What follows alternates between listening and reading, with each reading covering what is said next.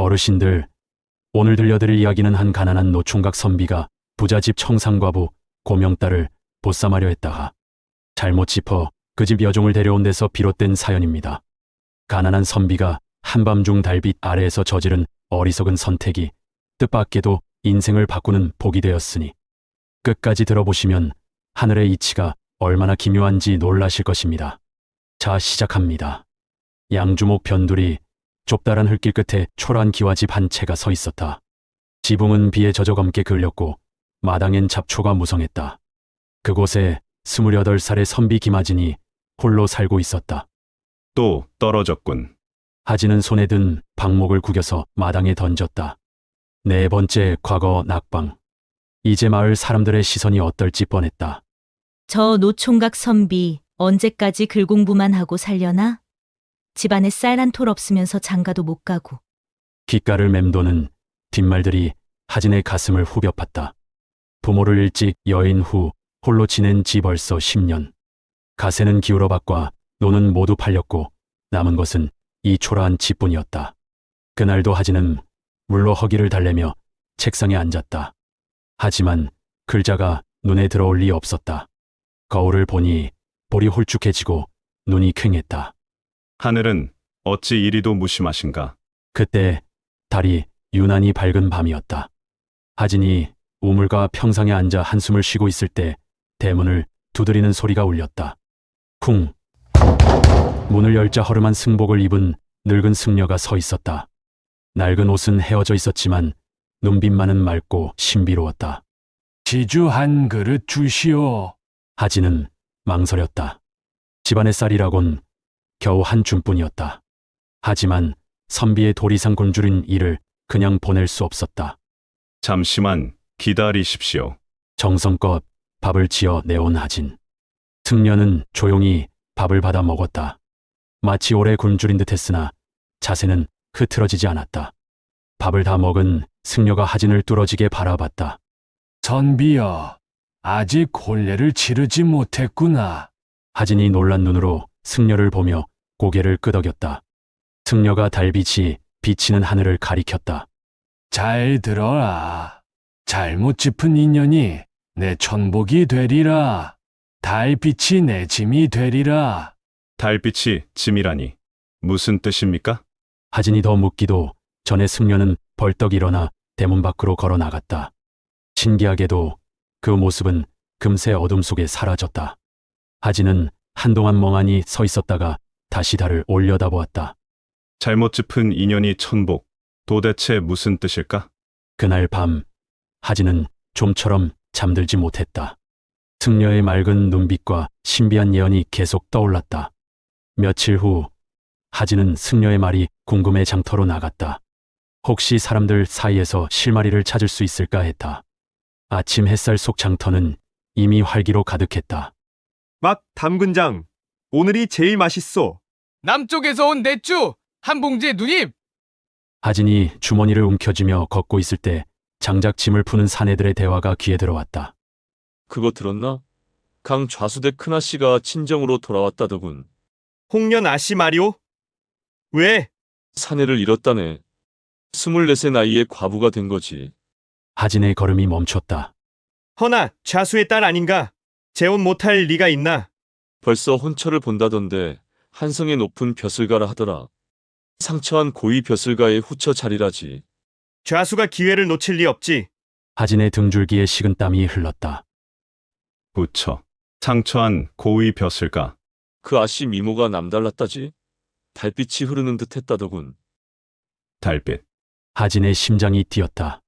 승려가 말한 그 달빛이 바로 이 여인을 뜻하는 건 아닐까? 강좌수댁 잔치에서 본 사람이 말하길 흰 저고리에 고운 얼굴빛이 그저 환상이더라지. 걸음걸이도 물결 같고 지나갈 때마다 사람들이 숨을 죽였다나. 하진은 무의식적으로 한 발 뒤로 물러섰다. 가난한 선비인 자신과 한성의 고위 벼슬가. 비교할 것도 없었다. 그런데 마음 한구석에서 작은 소리가 꿈틀댔다. 그래도 인연은 하늘이 정한다고 하지 않았나? 장터를 벗어나 집으로 돌아오는 길 하진은 계속 생각에 잠겼다. 만약 내가 잘못을 무릅쓰고라도 손을 내민다면 스스로를 꾸짖었다. 허황하다. 감히 좌수 댁을 상대로? 하지만 장터의 말들이 목을 조르는 듯했다. 부처, 예단, 체면, 벼슬. 그날 저녁 하진은 싸구려 종이를 사서 글씨 연습을 했다. 그런데 종이 위에는 자꾸 같은 글자만 적혔다. 홍련. 한 장, 두 장. 글자는 익숙해질수록 더 간절해졌다. 해가 지자 달이 올랐다. 달빛은 초가지붕을 타고 내려와 마당 한가운데 고였다. 달빛이 짐이 된다. 하진은 그 빛을 바라보며 결심했다. 나는 확인해야 한다. 남들의 소문이 아니라 내 눈으로 보고 내 마음으로 판단해야 한다. 달이 둥글게 떠오른 밤, 하진은 더 이상 참을 수 없었다. 검은 두루마기를 걸치고 얇은 두건으로 얼굴을 가렸다. 내일이면 혼담이 굳어진다던데. 좌수댁 높은 담장에 다다르자 발걸음이 절로 느려졌다. 하진은 비편 낮은 곳을 찾아 조심스럽게 담장을 넘었다. 정원 끝에 별당이 보였다. 창호 사이로 호롱불이 작게 떨었다. 창가에 여인이 있었다. 흰 저고리 깃이 단정하고 손끝은 조용히 바느질을 하고 있었다. 고개를 약간 숙인 옆 얼굴이 등불에 노랗게 물들었다가 달빛에 희게 식었다. 하진은 숨을 삼켰다. 장터에서 들은 그 형용이 허언이 아니었다. 달빛이 흐르는 듯한 자태. 오래 서 있다가 하진은 결심했다. 오늘은 보기만 하기로 했지만 내일은 담장을 넘는다. 다음 날 장터 소문은 더욱 급박해졌다. 좌수가 한성 집안과 예단 이야기를 시작했다더라. 후처 드리는 날짜도 서쪽에서 좋은 날로 골랐다지. 하진은 더 이상 미룰 수 없다고 느꼈다. 해가 기울자마자 준비에 나섰다. 이번에는 담장을 넘는 일이 쉬웠다. 몸이 길을 기억하고 있었다. 별당 앞에 서자 창문 틈새로 등불이 보였다. 창호의 손을 얹자 걸쇠는 채워져 있지 않았다. 문이 조용히 밀려 열렸다. 안쪽에 여인이 앉아 있었다. 어젯밤과 같은 흰 저고리, 같은 바느질. 하지만 등불이 조금 더 가까웠다. 여인의 눈동자가 문틈의 어둠을 알아채고 번뜩 들렸다. 두 눈이 마주쳤다. 누구십니까? 하진이 목소리를 낮게 눌렀다. 겁내지 마시오. 저는 아씨를 사모하는 사람입니다. 말도 안 되는 말씀입니다. 당장 나가 주십시오. 아씨의 혼담이 한성의 벼슬가로 정해지고 있다 들었습니다. 후처라 해도 마음이 없으면 서늘한 밤이 끝나지 않습니다. 저는 아씨를 지키고 싶습니다. 어떤 말로도 설득할 수 없는 요청이었다. 하지만 하진은 지금 단순한 말이 아니라 다짐으로 서 있었다. 그만 돌아가십시오. 지금 떠나면 아무 일도. 하진은 더 듣지 않았다. 문턱을 넘어 단 한 걸음으로 여인과의 거리를 지웠다. 그리고 가지고 간 넓고 긴 삼배 자루를 여인에게 덮어 씌우고는 업었다. 몸이 놀라며 그의 어깨에 걸렸다. 짧고 높은 비명이 정적을 찢었다. 도둑이다. 아씨를 납치했다. 마루에서 발자국이 몰려왔다. 등잔불이 줄줄이 켜졌다. 하진은 생각할 시간이 없었다. 창호를 넘어 마당으로 뛰어내리며 담장 쪽 그늘로 내달렸다. 뒤에서 햇불이 번뜩이며 따라붙었다.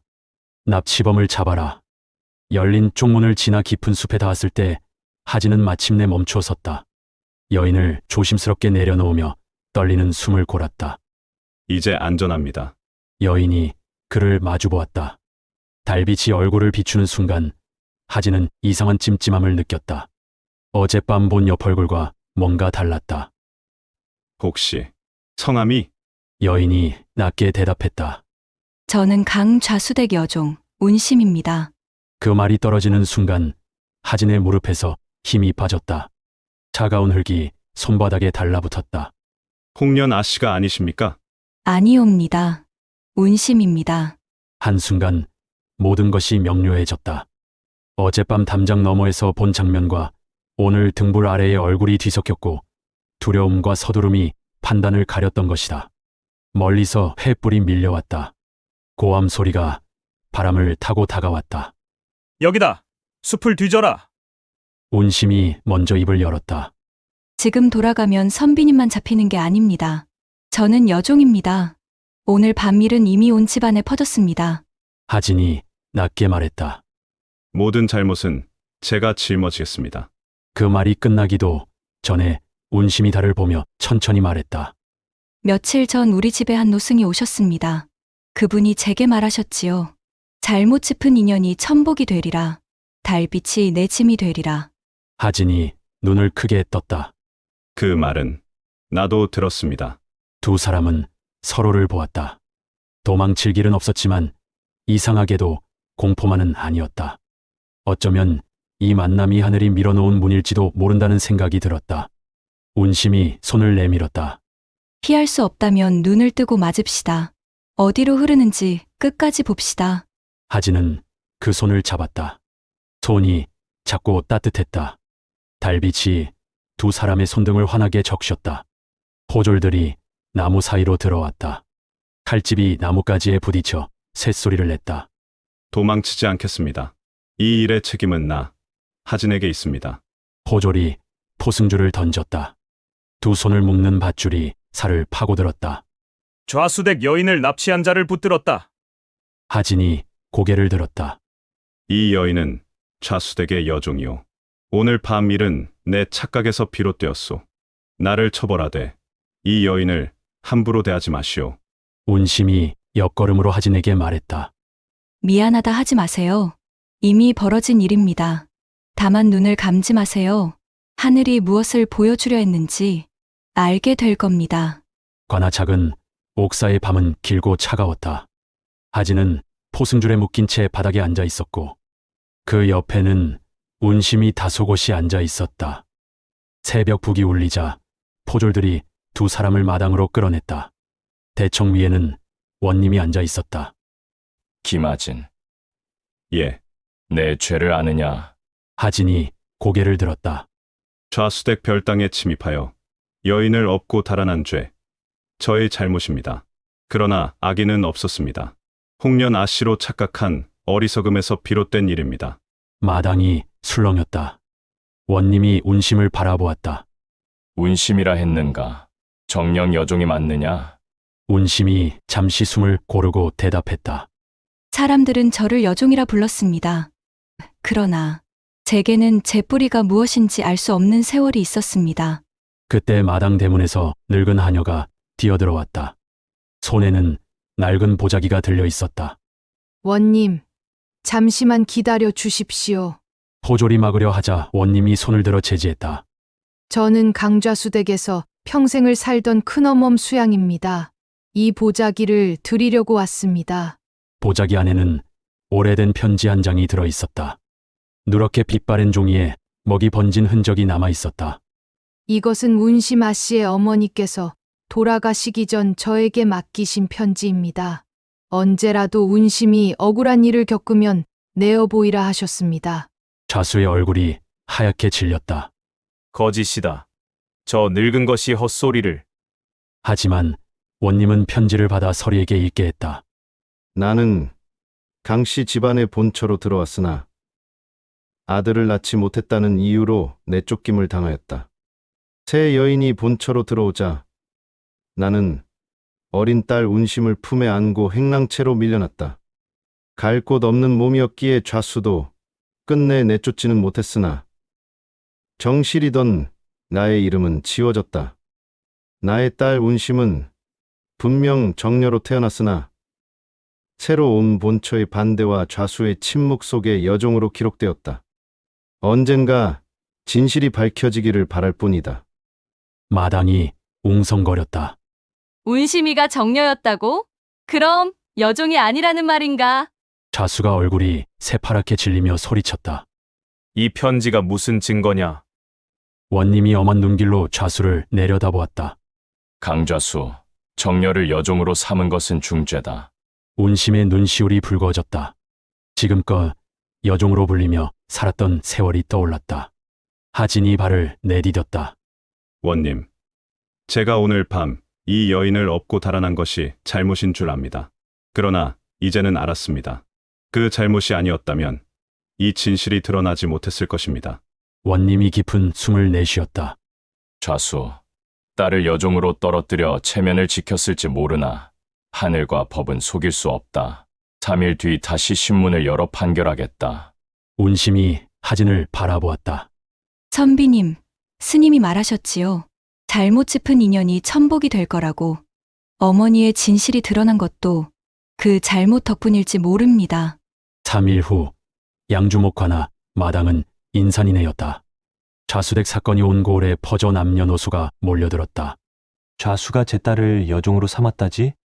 가문의 체면 때문에 핏줄을 짓밟았다더군. 목사가 대청에 올라앉았다. 눈빛은 단호했다. 좌수가 포졸들에 이끌려 나왔다. 여전히 허세를 부렸지만 입술은 떨리고 있었다. 원님, 이 일은 사대부 집안의 안사에 불과합니다. 목사가 탁자를 내리쳤다. 쾅! 좌수, 정녀를 여종으로 삼은 것은 천륜을 저버린 죄다. 좌수의 시선이 마당 끝 운심과 하진에게 향했다. 분노가 폭발했다. 내년이 감히 내 가문을 더럽히고. 순간 허리에서 칼을 뽑아 운심에게 달려들었다. 새빛이 번뜩이는 찰나 하진이 몸을 날려 막아섰다. 착! 칼끝이 어깨를 깊게 베어 붉은 피가 튀었다. 하진님, 운심이 비명을 질렀다. 하진은 무릎을 꿇을 듯 휘청거렸으나 이를 악물고 버텼다.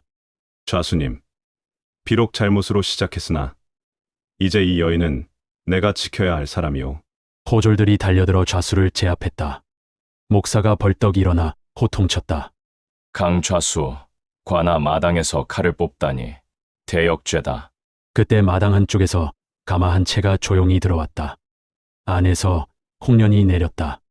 원님, 저도 증언하겠습니다. 홍련이 앞으로 나와 운심에게 고개를 숙였다. 언니, 아주 어릴 적 어머니를 따라 행랑채에 간 적이 있습니다. 그곳에서 한 여인이 여자아이를 안고 울고 있었어요. 그리고 그날 밤 어머니는 아버지에게 누군가를 족보해서 이름을 지우라고 간청했습니다. 그 여인이 민씨였고 그 아이가 바로 운심 언니였음을 이제야 알겠습니다. 마당이 고요해졌다. 운심은 눈을 크게 떴다. 언니, 이제야 제 입으로 말합니다. 그동안 외면했던 것을 이제는 외면하지 않겠어요. 목사는 이방에게 관아의 호적 대장을 가져오게 하여 대장을 펼쳤다. 이방, 강씨 운심을 강좌수의 정녀로 등재하라. 목사가 큰 소리로 말하자 마당의 환호가 터졌다. 드디어 이름이 돌아왔다. 목사는 최종 판결을 선언했다. 강좌수, 내 죄는 무겁다. 정녀를 여종으로 삼아 천륜을 저버린 죄, 관아에서 칼을 휘둘러 살인을 기도한 죄, 곤장 50대를 가하고 옥에 가두어 형조의 장계를 올릴 것이다. 마당이 와르르 술렁였다. 곤장 50! 좌수를 하옥시킨다니 천벌이지. 백성들이 굶주린 게 다 저 좌수 때문이었는데. 곤장 소리가 마당에 울려 퍼졌다. 좌수의 비명과 군중의 환호가 교차했다. 50대가 끝나자 좌수는 거의 실려가듯 옥사에 갇혔다. 운심은 하진의 어깨에 붕대를 감싸 쥐었다. 괜찮습니다. 이제 다 끝났어요. 운심의 눈에 눈물이 번졌다. 아니에요. 이제 시작입니다. 어머니의 억울함이 밝혀졌으니 제 삶도 새로 써야겠지요. 하진이 미소 지었다. 그 길을 제가 함께 걸어도 되겠습니까? 운심이 조용히 고개를 끄덕였다. 그 순간 노승의 목탁 소리가 다시 울려 퍼졌다. 탁, 탁. 보아라. 잘못 짚은 인연이 결국 길을 트고 있지 않느냐. 천복은 신분이 아니라 진실을 붙든 자에게 내리는 법이다. 사람들은 숙연히 고개를 끄덕였다. 아침 햇살이 관아 마당에 스며들며 새로운 길의 시작을 알렸다. 곤장이 끝난 후 며칠 좌수는 옥사에 갇힌 채 분노를 사기지 못했다. 채찍에 찢긴 등이 불에 댄 듯 쓰라렸다. 저 운심이 감히 내 체면을 구겨놓다니. 하지만 포승줄에 묶인 그의 모습은 더 이상 사대부의 위세가 아니었다. 한편 운심은 하진의 집 작은 방에서 큰어멈 수양과 함께 지냈다. 아씨, 오늘로써 세상이 바뀌었습니다. 이제 여종 운심이 아니라 강씨 집안의 정녀 운심 아시지요. 운심은 조용히 고개를 저었다. 이름이 돌아왔다고 마음까지 제자리로 돌아오는 건 아니에요. 어머니의 억울함이 온전히 씻기려면 시간이 필요해요. 수양은 어머니 민씨가 남긴 또 다른 편지를 꺼내 운심에게 건넸다. 이건 마님께서 따로 남기신 것이지요. 운심은 두 손으로 편지를 펼쳤다. 희미한 글씨가 가슴을 울렸다.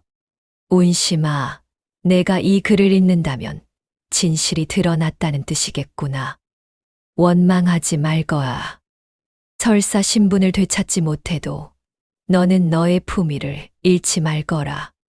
사람의 값어치는 신분이 아니라 마음에 달려 있단다. 운심의 손이 떨렸다. 눈물이 편지 위에 떨어졌다. 어머니, 이제야 약속을 지킬 수 있겠어요. 한편 좌수는 옥에 들어간 후 처음에는 분노로 이를 갈았다. 어찌 감히 나를 옥에 가두다니. 사대부의 체면이 있는데. 시간이 갈수록 고집은 무너져 갔다. 딸 운심이 여종으로 불리며 살았던 세월, 본처였던 민씨를 내쫓고 다른 여인을 본처로 맞이했던 순간들이 하나씩 떠올랐다. 내가 어찌 그리 어리석었단 말인가. 체면을 위해 핏줄을 짓밟다니 하늘이 나를 버린 것이 마땅하구나. 그는 마침내 눈물로 지난 날을 뉘우쳤다. 그 어느 날 오후 하진이 외출하였다가 어깨 상처를 움켜쥔 채 집에 들어와서 운심에게 말했다. 운심아 씨, 우연히 관아 형방을 만났는데 좌수께서 그대를 만나고 싶다고 하신다고 얘기를 하며 관아에 오면 그 자리를 마련해 주겠다고 하였소. 아버지가요? 옥사 앞에서 운심은 잠시 망설였다.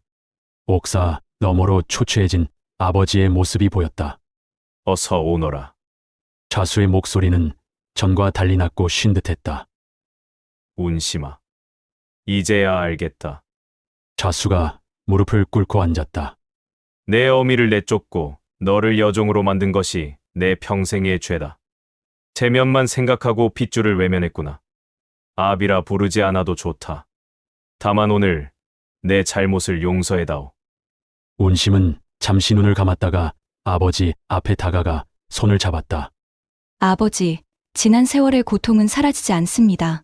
그러나 이제는 그 무게를 원망으로 짊어지지 않겠어요. 앞으로는 서로 이해하며 살아요. 좌수의 눈에 눈물이 번졌다. 고맙다. 운심아. 내가 있어 이 늙은이가 구원받는구나. 한 달 후 양주목에서는 특별한 혼례식이 열렸다. 원님이 직접 혼례를 주관하겠다고 나선 것이었다. 가난한 선비와 이름을 되찾은 아씨의 혼례라니 이런 경사가 어디 있겠는가. 고을 사람들 중 뜨시는 분들이 자발적으로 조금씩 비용을 객출하여 음식을 준비했다. 혼례 당일 하진은 새 도포를 입고 운심은 단아한 예복을 입었다. 두 사람이 관아마당에 나서자 사람들의 환호가 터졌다. 정말 잘 어울리는 한 쌍이구나. 하늘이 맺어준 인연이야.